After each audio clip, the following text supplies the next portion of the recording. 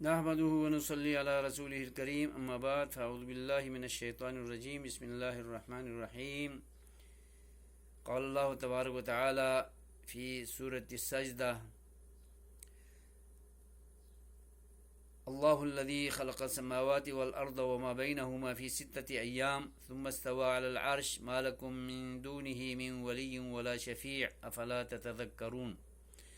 میرے بزرگوں، بھائیوں، دوستوں، بیٹوں، ماؤں، بہنوں اور بیٹیوں، السلام علیکم ورحمۃ اللہ وبرکاتہ۔ روزانہ کی طرح آج بھی یوٹیوب کے توسط سے میں آپ کی خدمت میں اجالا چاندنی امید اسلامک چینل سے مخاطب ہوں۔ سورہ سجدہ کی ایک آیت تلاوت کی ہے جس میں اللہ تبارک و تعالی ارشاد فرماتا ہے: اللہ الذی، اللہ وہ بادشاہ ہے، وہ ہستی ہے، وہ ذات ہے، خلق السماوات والارض، اسی نے آسمانوں اور زمینوں کو تخلیق فرمایا ہے، وما بینہما، اور آسمانوں اور زمینوں کے بیچ میں جو خلا ہے اور خلا میں جتنی مخلوقات ہیں ان کو بھی اللہ ہی نے بنایا ہے، فی 6 ایام، 6 دن لگا کر۔ یہ اللہ کی مرضی ہے کہ وہ کتنے دنوں میں بنانا چاہتا تھا۔ بہر کے قرآن میں 6 دنوں میں آسمان و زمین اور جملہ مخلوقات کی اللہ نے تخلیق فرمائی ہے۔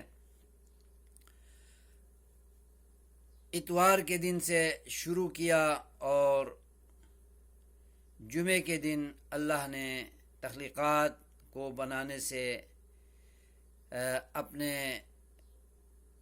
نظام کو ختم کر دیا، اور اس دنیا کو جو آسمانوں و زمینوں کی شکل میں ہمارے سامنے موجود ہے، ہم دیکھ رہے ہیں، 6 دنوں کے اندر بڑی متانت کے ساتھ، بڑی مضبوطی کے ساتھ اور حسن و جمال کے ساتھ، بڑی ترتیب اور تنظیم کے ساتھ اللہ تبارک و تعالیٰ نے آسمانوں کو بنایا ہے اور بغیر ستونوں کے بنایا ہے۔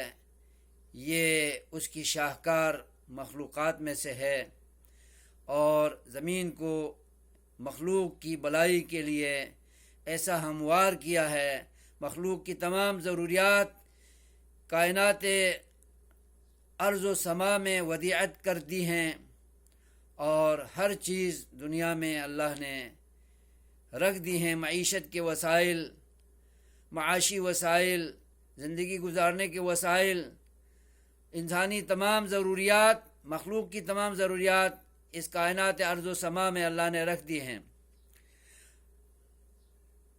فی 6 ایام، 6 دنوں میں، مختصر عرصے میں اللہ نے بنائی ہے۔ ما لکم من دونہ من ولی ولا شفیع۔ اسی عظیم رب نے کائنات بنا لی ہے، اس کے بعد اللہ انسانوں سے مخاطب ہو کر فرما رہا ہے: اسی خالق، مالک، رازق، معبود و مشکل کشا، حاجت روا رب کے علاوہ تمہارے لیے نہ کوئی دوست ہے، نہ کوئی ولی ہے، نہ کوئی کارساز ہے، نہ کوئی مددگار ہے، نہ کوئی وکیل ہے، نہ کوئی مشکل کشا ہے، نہ کوئی حاجت روا ہے، نہ کوئی بگڑی بنانے والا ہے۔ تمہارا ایک ہی ولی ہے، وہ ہے اللہ رب العالمین کی ذات، اور شفیع بھی وہی ہے۔ جن لوگوں کو تم لوگوں نے شفیع بنا رکھا ہے وہ کبھی کام نہیں آئیں گے، اور اللہ ہے جو ہمیشہ کام آنے والی ہستی ہے۔ افلا تتذکرون، اے انسانوں، اے اللہ کے بندو، تم نصیحت کیوں نہیں حاصل کرتے؟ تم اللہ کے فرمان پہ یقین کیوں نہیں کر لیتے؟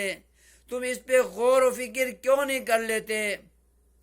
اللہ ہمیں جھنجھوڑ رہا ہے اور بتا رہا ہے کہ اللہ کو دوست بناؤ، اللہ کو ولی جانو، اللہ کو کارساز جانو، اللہ کی طرف رجوع کرو، اللہ تعالیٰ کی درگاہ میں آ کر گڑ گڑاؤ، التجائیں کرو، فریادیں کرو، دعائیں کرو، ندائیں لگاؤ، صدائیں لگاؤ، در غیر پر اللہ کے بندوں میں سے کسی عظیم سے عظیم ترین بندے کے پاس تم مت جاؤ، یہ شرک ہے اور اللہ کی ناپسند حرکت اور اللہ کا ناپسند کام ہے جس کی طرف تم لپک رہے ہو۔ ما لکم من دونہ من ولی ولا شفیع، تمہارا دنیا اور آخرت دونوں میں کام آنے والا ولی، دوست، کارساز، مولا، دستگیر، بگڑی بنانے والا، مشکل کشا، حاجت روا ایک ہی اللہ ہے جو کائنات ارض و سما کا خالق، مالک، رازق، معبود و مشکل کشا ہے، اور تمہارا کوئی سفارشی بھی اللہ کے سوا کوئی نہیں ہوگا۔ اس لیے تم اللہ سے بیگانے مت ہو جاؤ، اللہ کو بیگانہ مت کرو، اللہ کے ہو جاؤ تو اللہ تمہارا ہو جائے گا۔ من کان للہ کان اللہ لہ، جو اللہ کا بن جاتا ہے موحد بنتا ہے، مشرک نہیں بنتا، اللہ کا ہرجائی نہیں ہوتا، اللہ سے وفا کرنے والا بنتا ہے، تو کان اللہ لہ، تو اللہ اس کا بن جاتا ہے، اس کا دوست بن جاتا ہے، اس کا معین و مددگار بن جاتا ہے، اس کا کارساز و مولا بن جاتا ہے۔ اللہ کے سوا کسی کو ولی اور شفیع مت جانو۔ یہ پورے قرآن میں یہی درس، یہی سبق اور یہی تعلیم موجود ہے، اور اسے پلے سے باندھ لو، گلے کا ہار بناؤ اور اپنا عقیدہ و نظریہ بناؤ۔ انشاءاللہ یہ نظریہ عقیدہ کام آئے گا، باقی سب فراڈ ہے اور غلط ہے، اللہ کی ناپسند چیزیں ہیں۔ اللہ ہمیں سمجھ دے۔ والسلام علیکم ورحمۃ اللہ وبرکاتہ۔